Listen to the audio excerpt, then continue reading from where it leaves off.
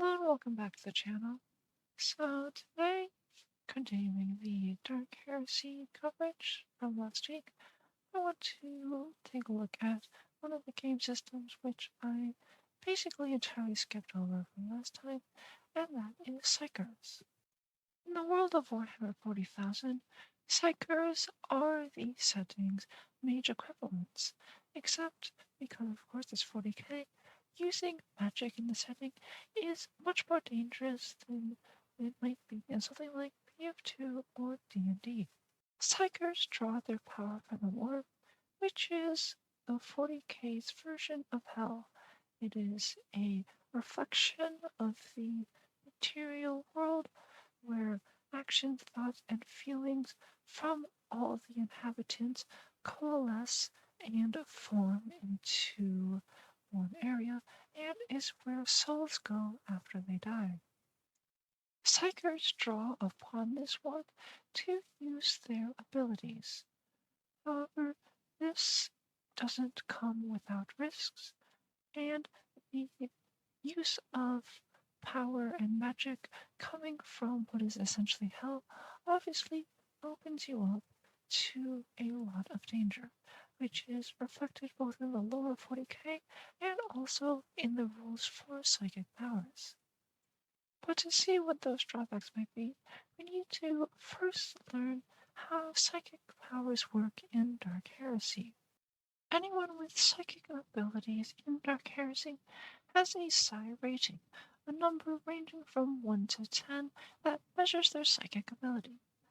Player characters will generally start the game at a psi rating of either 1 or 2 and can purchase upgrades for 200 XP per psi rating that they want to advance to. For example, going from psi rating 1 to psi rating 2 costs you 400 XP, psi rating 2 times 200. Going from 2 to 3 costs you another 600, from 3 to 4 costs you 800, and so on and so forth. In casting a psychic power, you must choose what psi rating you want to use as that power's effective psychic strength. Note that you can choose any number equal to or lower than your character's psi rating for free. And if you choose a number that's lower, you get a bonus on your focus power test, which is a test, usually a willpower test, but can change depending on the precise psychic power being used, to determine the effectiveness of your psychic control.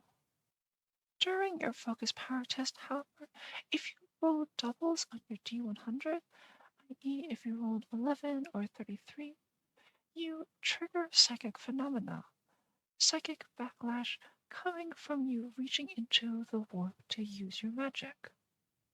These psychic phenomena range from relatively minor effects such as permeating the air around you with a foul smell, to causing small earthquakes, forcing everyone nearby to make agility tests or be knocked prone, and if you happen to roll 75 or above, you trigger perils of the warp, a much more deadly psychic phenomena which are all universally bad effects.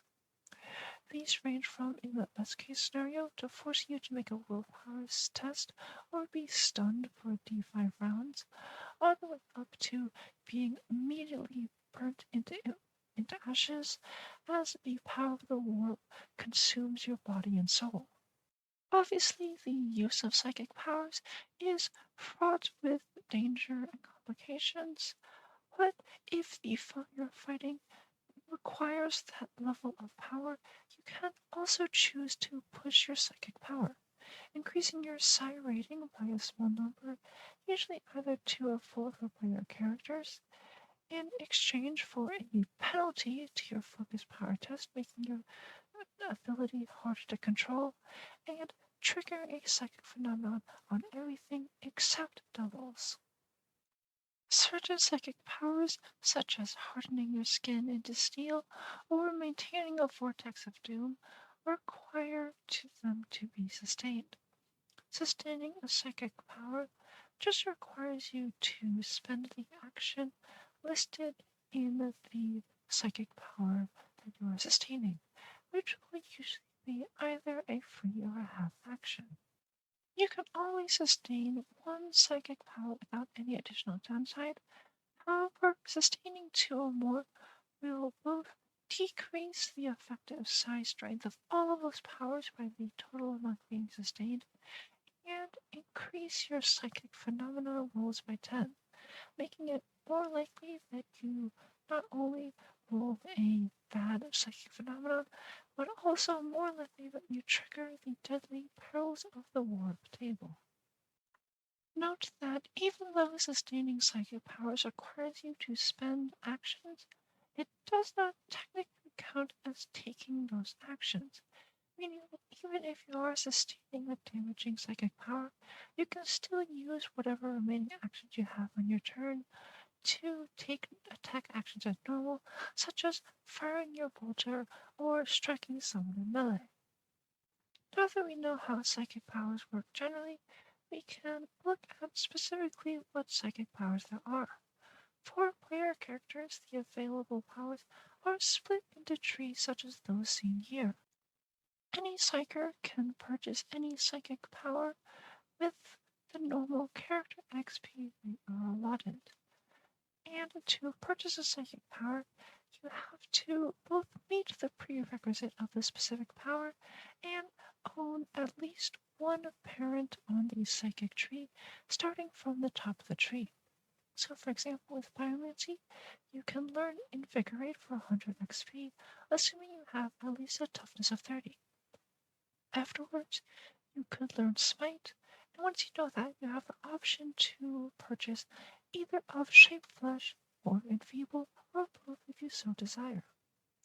Note that you only need one parent to serve as the prereq, so if you wanted to purchase Warp Speed, assuming you had a Sire rating of 5, you must first also own either Iron Arm or Endurance, but you aren't required to own both. The Dark Heresy core rulebook contains 5 psychic power trees available to player characters. Now, Biomancy focused on increasing your and your allies' bodily abilities and decreasing your opponents. Next, there is Divination, focused on scrying, foresight, and influencing luck around you. Next is Pyromancy, focused on the manipulation of fire for both offensive and defensive purposes.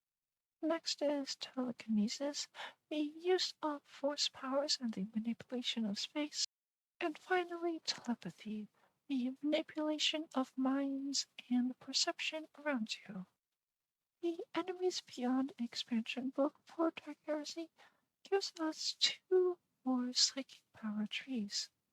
Sanctic Demonology, focused on using the power of faith to protect your enemies and banishing the denizens of the warp back to where they came from.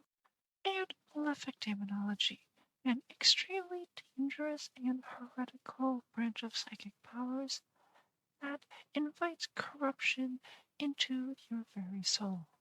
Separate from the other psychic power trees, the Enemies Within book for Dark Heresy gives us minor psychic powers, extra one-off psychic abilities, which aren't tied to a specific tree and can be purchased individually by any Psyker, assuming of course that they meet the normal prerequisites.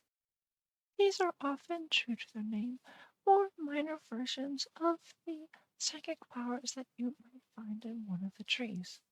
For example, foretelling lets you know a brief image of the future of a single item, or ignite, which allows you to create a small flame within line of sight. So that's all for this week's video. To be a Psyker in the 41st millennium is to be walking along a tightrope, balancing both tremendous power and tremendous risk simultaneously. You could easily lose yourself to the warp, but on the other hand, you can just as easily create magnificent works of power that no other character has access to. So I hope you enjoyed this small coverage of how Psykers play in Dark Heresy, and I hope you'll come back next time for further coverage of the Dark Heresy system. But most importantly, I hope you have a lovely day.